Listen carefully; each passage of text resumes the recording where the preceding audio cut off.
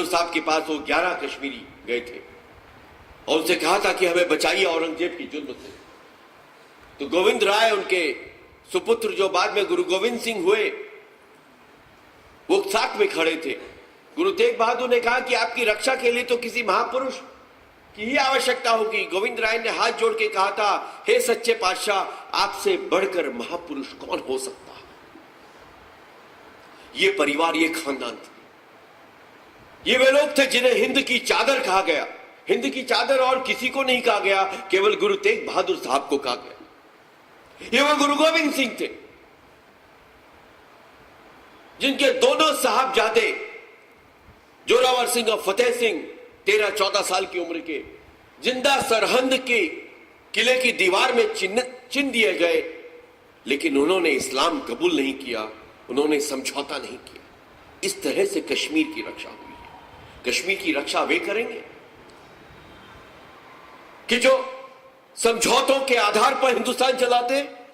कश्मीर की रक्षा वे करेंगे कि जो वोट राजनीति की कसौटी पर हिंदुस्तान के साथ छल कपट और विश्वासघात करते। कश्मीर में ये लोगों ने वार्ताकारों को भेजा और वार्ताकारों ने सुझाव दिए कि कश्मीर में न केवल धारा 370 को स्थायी कर दिया जाए, उसके साथ जब यह संविधान में जोड़ा गया था तो यह कहा गया था कि घिसते घिसते घिस जाएगी। यह धारा 370 तो अस्थायी है। ये कश्मीर, जम्मू कश्मीर को शेष देश के साथ जोड़ने का एक माध्यम है और धीरे धीरे 370 खुद ही समाप्त हो जाएगी। ये वार्ताकार अब 2012 में सुझाव देते हैं कि धारा 370 को हमेशा के लिए स्थायी कर दिया जाए। ये सुझाव देते हैं कि आईएएस और आईपीएस अधिकारियों की जो नियुक्ति की जाती है, जो पूरे देश में जम्मू कश्मीर में सबसे कम है अनुपात में, उसको और कम कर दिया जाए। ऑलरेडी जम्मू कश्मीर में आईएएस और आईपीएस को कोई जिला दिया ही नहीं जाता है। आज की तारीख में कोई जिला नहीं दिया जाता है। वो कहते हैं तो हिंदुस्तानी है, ये तो इंडियन एजेंट है। उनको सेक्रेटेरिएट में बाबूगिरी कराई जाती है। सिवाय जम्मू के कश्मीर घाटी में जितने जिले और जितना जिलों का काम काज है, वह केवल कश्मीर एडमिनिस्ट्रेटिव सर्विस के अधिकांश 99% जो मुस्लिम अधिकारी हैं उनको दिया जाता है। फिर आप सेकुलरिज्म की बात करते हैं। जम्मू कश्मीर आज इस्लामिक रिपब्लिक का प्रतिबिंब बना हुआ है। इसके बारे में वे तमाम सेकुलर खामोशी ओढ़े रहते हैं।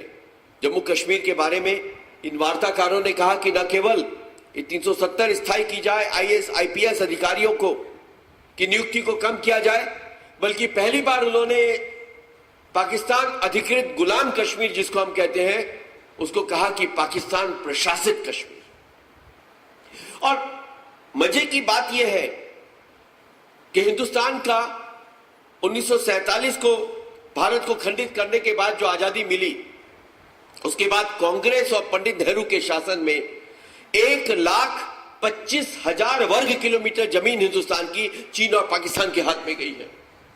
और उसका जो हिस्सा 78,000 वर्ग किलोमीटर से अधिक का हिस्सा जो पाकिस्तान के कब्जे में गया है, जिसको हम जम्मू कश्मीर का हिस्सा कहते हैं, जिसको हम पाकिस्तान ऑक्युपाइड कश्मीर कहते हैं, वह 1 वर्ग किलोमीटर ऐसा जमीन नहीं है जहां पे एक व्यक्ति भी कश्मीरी भाषा बोलने वाला। वो कश्मीरी है ही नहीं, वो कश्मीर का हिस्सा ही नहीं है। They are not Kashmiris.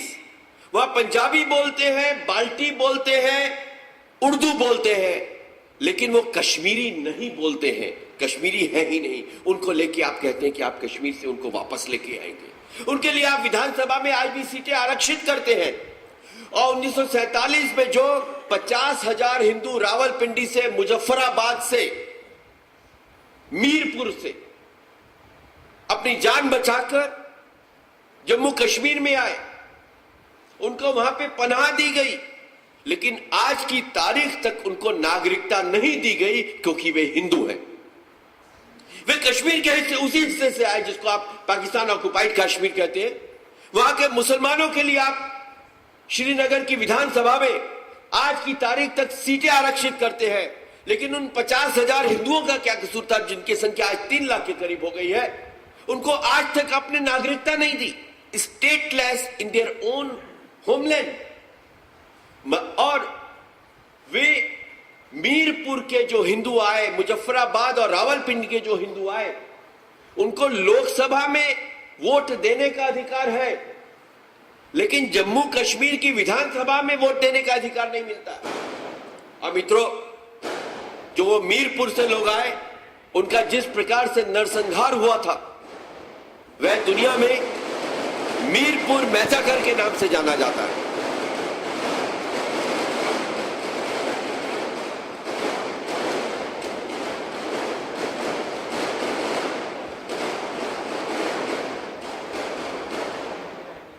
Mirpur मैसाकर या मीरपुर नरसंहार दुनिया के सबसे जघन्य, अमानुषिक और पाशविक नरसंहारों में है, जिनकी कथा यह है कि बच्चों को हवा में उछाला गया था और भाले की नोक पर उनको बैलेंस किया गया था। इस प्रकार से वहां हिंदुओं का हत्याकांड हुआ था।